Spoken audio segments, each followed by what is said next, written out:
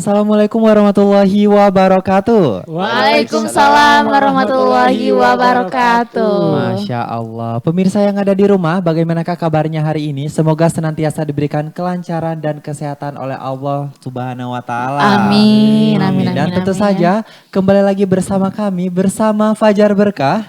Pasti berkah. Masya Allah. Iya betul banget. Kembali lagi bersama saya Abai Aprilio. Saya Tiara Nabila. Dan saya Yuda Putra Pratama. Dan tentu saja hari ini kita sudah ditemani oleh Pak Ustadz Eri Abdurrahim. Bagaimana kabarnya Pak Ustadz hari ini? Alhamdulillah. Tiara sama Yuda gimana kabarnya? Alhamdulillah. Abai juga Ya. gimana? Alhamdulillah luar biasa. Walah, Masya Allah semangat Kayaknya sekali semangat ya. sekali ya Betul hari banget, ini. harus Benar-benar, semangat benar. hidup itu. Seperti yang akan kita bahas kali ini. Tentu Apa saja tuh? nih, Yaitu betul. tentang keimanan seorang wanita. Masya Allah, waduh. Ini topiknya sangat bermanfaat dan benar-benar menarik ya. Iya, Betul banget, betul. apalagi seorang wanita nih. Iya, Ya, tapi Ustaz. saya harus siap-siap dulu nih. Waduh, iya. Karena di sini satu-satunya wanita. Iya, aduh. Nah Pak Ustadz nih, langsung aja ya. Oke, siap. Langsung siap. aja Pak Ustadz, kedudukan wanita di dalam Islam itu seperti apa Pak Ustadz? Iya, Masya Allah. Kalau kita bicara tentang wanita di dalam Islam, maka wanita ini punya kedudukan yang Masya Allah luar biasa. Ya, kehormatannya di sisi umat. Ya, bahkan Rasulullah SAW mengatakan An-Nisa madrasatul ula. Ya, seorang wanita itu adalah madrasah atau sekolah pertama bagi anak-anak mereka gitu ya. Ya begitu perhatiannya Rasulullah SAW kepada seorang wanita, sehingga secara syariat juga wanita dalam Islam itu cara berpakaiannya itu dijaga, kehormatannya semua dijaga gitu ya. Dan kemudian sangat dimuliakan. Banyak sekali ya tokoh-tokoh ya wanita dalam Islam yang kelak akan masuk, sudah dijanjikan masuk ke dalam surga, seperti ada Aisyah ya, kemudian ada Aisyah istri Rasulullah SAW, ada Fatimah ya yang dijanjikan oleh Rasulullah SAW masuk ke dalam surga. Jadi wanita itu punya kedudukan yang sangat mulia di dalam Islam, sehingga mereka betul-betul dijaga dalam Islam dan punya kewajiban, punya kriteria dalam kehidupan tersendiri. Iya. Seperti itu. Sehingga kemudian saking terjaganya ya wanita ini dalam Islam, banyak aturan-aturan yang semuanya itu menjurus kepada kehormatan seorang wanita. Tidak bolehnya berkholwat, kemudian suruh menundukkan pandangan gitu ya. Jangan melihat. Jadi kalau misalkan adabnya dalam surah An-Nur itu, kita seorang laki-laki kalau lihat wanita itu tundukkan pandangan. Begitu juga wanita ketika melihat lelaki tundukkan pandangan. Kenapa? Karena dari pandanganlah kemudian talbis iblis itu terlempar. Makanya kemudian satu ketika ada seorang sahabat datang kepada Rasulullah SAW. Namanya Abdullah bin Ummu Maktum gitu ya. Dia ini seorang sahabat yang buta. Kemudian datang, maka kemudian Rasulullah SAW mengatakan, ya Aisyah, tutup tirai, tutup. Ya. Kata Aisyah, ya Muhammad, ya Rasulullah, dia orang buta gitu ya. Dia nggak akan melihat saya. Iya. Maka kemudian Rasulullah mengatakan, dia tidak bisa lihat kamu, tapi kamu bisa lihat dia. Gitu. Benar, Untuk benar, menjaga seorang wanita, sehingga kemudian Rasulullah itu menjaga istrinya gimana supaya memang dia orang buta, tapi kamu istri saya, kamu bisa melihat dia, dan setan itu bisa melemparkan anak panah sehingga walaupun buta kamu mau. Oh iya benar. Gitu. Nah, Jadi penjagaan dalam Islam kepada wanita itu sangat-sangat ketat, sehingga kehormatannya betul-betul dijaga. Masya Allah. Oke, Jadi Masya Allah. wanita itu di dalam Islam sangat-sangat dimuliakan dan sangat Sangat-sangat dijaga Pak Ustadz. dimuliakan. Tetapi Pak Ustadz ada juga yang mengatakan bahwa nanti di akhir zaman, di akhirat itu banyak wanita yang akan masuk neraka Pak Ustadz. Iya, Iya, itu betul. gimana Pak Ustadz?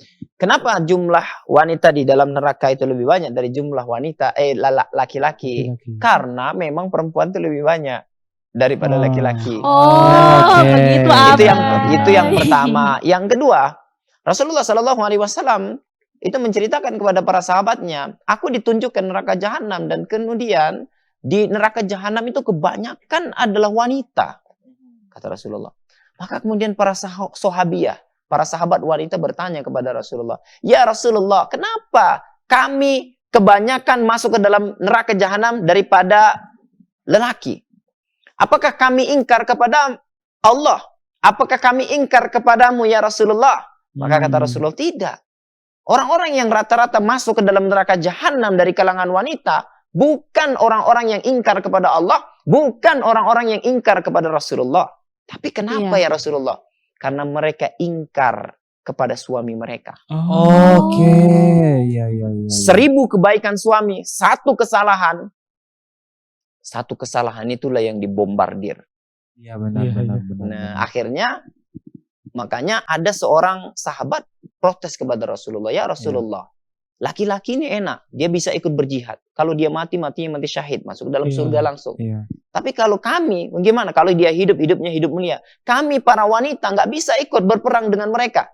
Maka kata Rasulullah, jihadmu adalah taat kepada suamimu. Jadi mudah ya untuk mendapatkan amal seorang lelaki yang berdarah-darah, itu cukup taat sama suami. Karena ternyata taat sama suami itu sesuatu yang sangat luar biasa ya. Sehingga benar. pahalanya disamakan dengan jihad fisabilillah. Nah, jadi gitu Tir, harus taat kepada suami. Nah, Pak Ustadz, saking Pasti dong. Iya, harus ya. Enggak. Insya Allah. Insya Allah. Rasulullah sallallahu wanita itu kalau mau masuk surga itu mudah. Hanya 3 perkara. Oke, dicatat nih. Rasulullah SAW mengatakan, ada pintu wanita yang melakukan 3 perkara ini, maka dia akan diberikan keleluasaan mau masuk pintu surga dari manapun terserah. Siapa Kan Ustaz? ada pintu surga itu. Ada pintu surga kan banyak. Iya. Terserah mau milih yang mana. Asalkan 3 perkara ini dilakukan. Nah. Perhatikan nih para Iya. wanita-wanita Siap, yang Ustaz. ada di Tir. pemirsa di rumah ya. Yang pertama apa? Dalam hadisnya mengerjakan sholat 5 waktu. Kita sudah ngerjakan semua ini. Oke. Iya. Nah, ada peluang nih. Ada Ya Pak kan? Ustaz, ada. Yang Insya kedua, Allah. puasa di bulan Ramadan. Nah, tahun ini ada bulan Ramadan nih. Iya, Siapa yang insya mengerjakannya, masuk peluang kedua. Insya Allah Pak Ustaz, Insya insya Allah. Allah. Yang ketiga, taat sama suami. Aduh, ini nih. Ini berat. Betul. Ini Iya. betul-betul berat. Ini adalah sebuah amalan yang luar biasa. Tapi inilah menjadi kunci. Ketika orang taat sama suami, 2 perkara ini akan sangat mudah untuk dilakukan. Ya. Iya benar. Maka pastikan para wanita melakukan 3 perkara ini. Kamu nanti di akhirat disuruh masuk. Terserah mau masuk surga dari pintu yang mana.